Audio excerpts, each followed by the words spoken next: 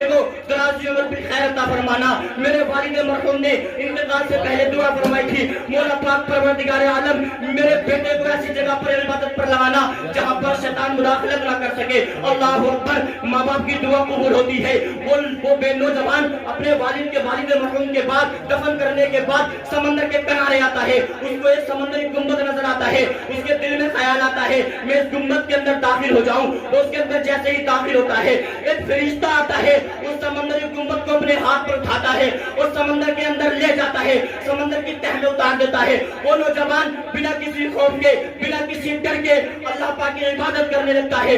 عبادت کرتے کرتے کافی عرصہ گزر جاتا ہے، تو 2000 سال اس کو ہو گئے، وہ نوجوان عبادت کرتا ہے۔ حضرت سلیمان نے پوچھا، یہ بتاؤ تم اس گنبد کے اندر جب آئے تھے، اس سمندر کے پاس جب تم آئے تھے، وہ دور کب کا تھا، وہ دور کیا تھا، وہ وقت کیا تھا؟ وہ کیا عرض کرنے لگتا ہے، میں زیادہ تو نہیں جانتا، بس میں اتنا جانتا ہوں جب میں سمندری گنبد کے پاس آیا تھا وہ دور حضرت ابراہیم خلیل اللہ کا تھا۔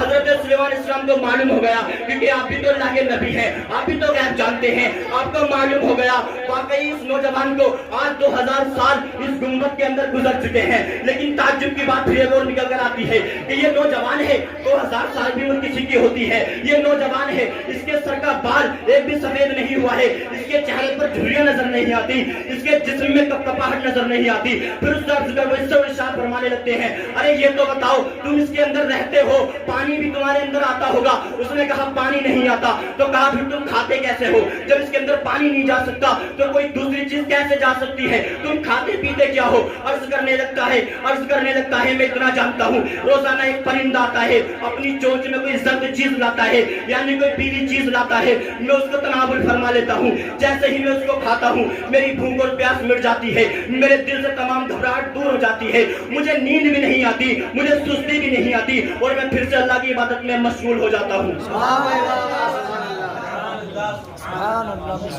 یہ ہے والدین کی خدمت کا نتیجہ۔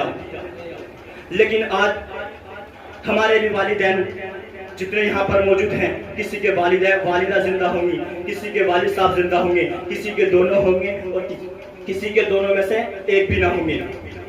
خوش نصیب ہے ان لوگوں کے لیے جو اپنے والدین سے نرم انداز میں بات کیا کرتے ہیں، ان کے ہر حکم کی اطاعت کیا کرتے ہیں، ان کی پیار بھری باتیں سنا کرتے ہیں، ان کے پاس بیٹھا کرتے ہیں۔ وہ لوگوں میں جب والدین کی طرف کسی کو بتاتا ہوں یا ان کو سمجھانے کی کوشش کرتا ہوں تو میں اکثر ایک مثال دیا کرتا ہوں، والد جو ہے نا، والد وہ ایسا ایک عظیم نعمت ہوا کرتی ہے کہ جس طرح سے درخت ہوا کرتا ہے، وہ اپنی جوانی پر جب ہوتا ہے تو وہ پھل بھی